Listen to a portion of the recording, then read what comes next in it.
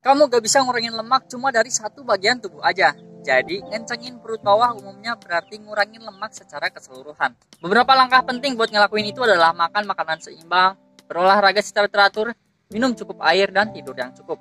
Tubuh setiap orang nyimpen lemak dengan cara yang berbeda. Lemak cenderung berkumpul di perut bawah buat banyak orang. Ini terjadi karena genetika, pola makan, peradangan, dan faktor gaya hidup. Kesabaran adalah kunci pas kamu berusaha ngurangin lemak perut. Tapi ada beberapa hal yang bisa kamu coba buat ngeoptimalin proses ini. Pertama, ilangin pikiran kalau kamu bisa nargetin lemak di area tertentu di tubuh kamu. Kamu bisa ngelakuin ribuan repetisi latihan penguatan otot buat ngecengin pinggang kamu tanpa ngelihat hilangnya lemak. Latihan kardio, yoga, dan crunch mungkin bisa ngecengin otot kamu dan nguatin otot perut bawah. Tapi ini nggak bakal ngilangin lemak. Satu-satunya cara buat ngurangin lemak di perut bawah adalah dengan ngurangin lemak secara keseluruhan. Defisit kalori bisa ngebantu dalam hal ini. Mencapai defisit kalori pada dasarnya adalah sebuah persamaan matematika sederhana. Apakah kamu ngebakar lebih banyak kalori daripada yang kamu konsumsi setiap hari? Kalau iya, maka kamu ada dalam defisit kalori. Ngebakar 3.500 kalori lebih banyak dari yang kamu konsumsi sama dengan ngilangin 1 pon atau setengah kilogram lemak, menurut Mayo Clinic. Dengan defisit kalori sebanyak 500 kalori, melalui kombinasi diet dan olahraga, kamu bakal kehilangan sekitar setengah kilo lemak per minggu. Bagi kebanyakan orang, kehilangan lemak dari 2,5 pon atau sekitar 1,15 kg lemak per minggu harus ngelakuin pembatasan kalori yang ekstrim dan ini nggak disaranin. Nah, konsumsi lebih banyak kalori daripada yang kamu bakar bisa bikin kamu lebih cenderung menumpuk lemak visceral. Kadang-kadang lemak ini menumpuk di sekitar perut. Ngekonsumsi makanan yang tepat bisa membantu dalam penurunan berat badan. Hindari atau batasi makanan yang banyak diproses dan tinggi gula rafinasi serta biji-bijian yang diproses.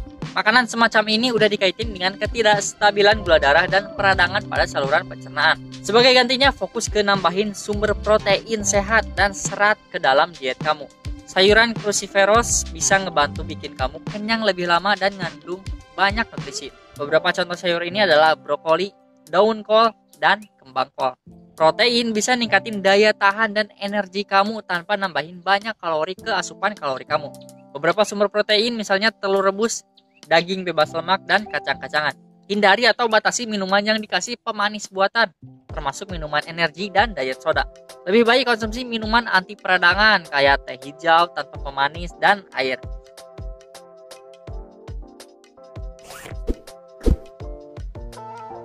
High intensity interval training atau yang disebut HIIT udah dikaitin dengan penurunan lemak pada orang dewasa yang punya berat badan berlebih.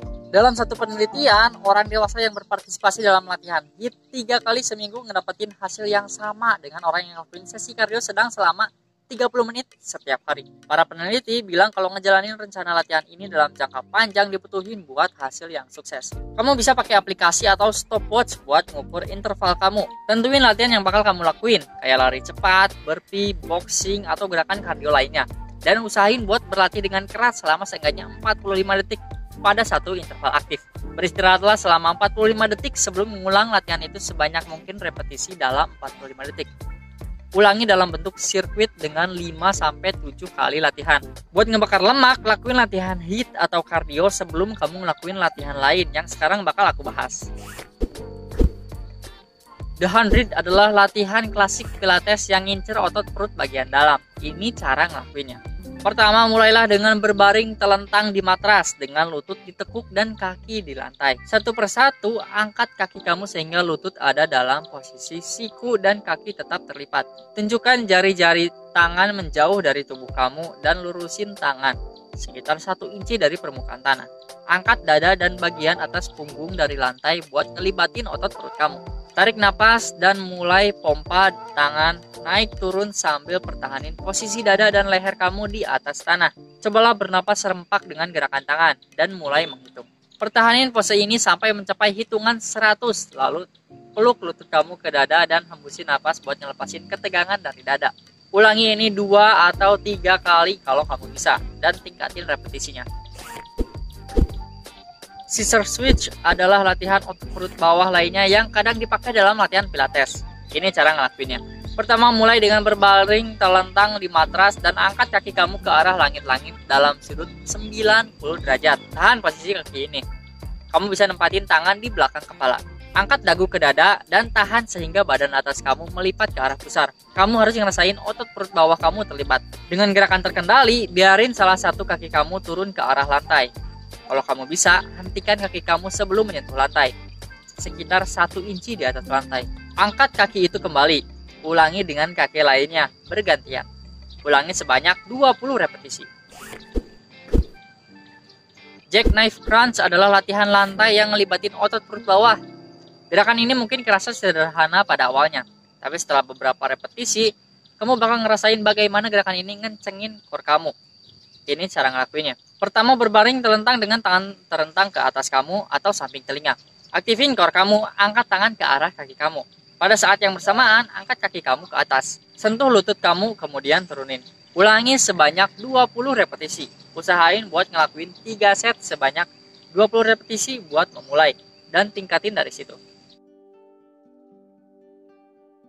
Selain diet dan olahraga, ada perubahan gaya hidup lain yang bisa kamu lakuin buat ngebantu penurunan berat badan kamu. Kebiasaan sehat cenderung punya efek berantai. Kalau kamu bisa nambahin 1 atau 2 perubahan sehat ke rutinitas kamu, maka bakal lebih mudah buat nambahin lebih banyak lagi kebiasaan sehat seiring berjalannya waktu. Beberapa hal yang bisa kamu coba tambahin ke kebiasaan kamu, misalnya minum cukup air, lebih banyak berjalan, makan dengan lebih lambat biar gak makan berlebihan, berhenti merokok. Berhenti merokok bakal bikin latihan kamu lebih menyenangkan dan efektif. Belum lagi manfaat kesehatan lain dari berhenti merokok. Meskipun sulit, seorang dokter bisa ngebantu membangun rencana penghentian yang sesuai buat kamu. Dan satu lagi, tidur dengan baik. Tidur yang buruk ningkatin stres dan udah dikaitin dengan peningkatan berat badan. Ngencengin perut kamu setelah kehamilan mungkin punya tantangan tambahan. Tunggu dulu sampai kamu ngedapetin persetujuan dari dokter sebelum terjun ke dalam diet dan rutinitas olahraga apapun. Gak jarang kamu jadi punya kulit kendur atau lapisan lemak tambahan di perut setelah melahirkan, terutama kalau kamu ngejalanin persalinan sesar. Selama kehamilan, banyak wanita ngalamin peningkatan berat badan. Setelah melahirkan, kemungkinan besar kamu bakal punya lapisan lemak ekstra sebagai cadangan energi buat menyusui dan proses pemulihan setelah persalinan. Ini adalah bagian dari insting alami tubuh kamu dan ini normal. Penting buat bersabar dan ngertiin diri kamu sendiri. Kamu bisa ngikutin protokol yang sama kayak sebelum hamil buat ngurangin berat badan setelah melahirkan dengan beberapa pengecualian. Jangan batasin kalori pas kamu sedang menyusui. Ini bisa ngurangin pasokan ASI kamu. Kalau otot perut bawah kamu terlihat terpisah akibat kehamilan, kamu mungkin punya kondisi yang disebut diastasis rekti. Hal ini bisa diperburuk dengan latihan sit up tradisional. Tanyain ke dokter kamu tentang latihan dan pilihan terapi fisik kalau kamu emang punya kondisi ini. Jenis kelamin kamu mungkin berpengaruh pada alasan kenapa kamu ngedapetin lemak perut. Wanita cenderung menyimpan lemak di perut bawah karena hormon, genetika, dan usia, dan bisa sulit buat nguranginnya. Tapi semua orang sebaiknya ngambil pendekatan dasar yang sama buat nurunin berat badan, terlepas dari jenis kelamin atau gender. Gak mungkin buat nargetin lemak secara spesifik dan ngilanginnya dari satu area tubuh aja. Nurunin berat badan secara keseluruhan adalah satu-satunya cara yang sehat buat ngilangin lemak perut. Ngencengin otot perut dengan olahraga, mengubah diet, dan ngadopsi kebiasaan sehat bakal berkontribusi dalam ngecilin pinggang kamu. Jadi ngurangi lemak gak bisa dilakuin di satu area tubuh. Penting buat ngejaga pola makan seimbang, olahraga teratur, dan gaya hidup sehat. Ingat, gak ada jalan pintas. Tapi dengan kesabaran, kamu bisa ngecapai tujuan kamu. Jangan lupa buat like video ini, kasih komentar, dan subscribe channel aku buat dapetin info kesehatan dan workout lainnya. Makasih udah nonton. Peace.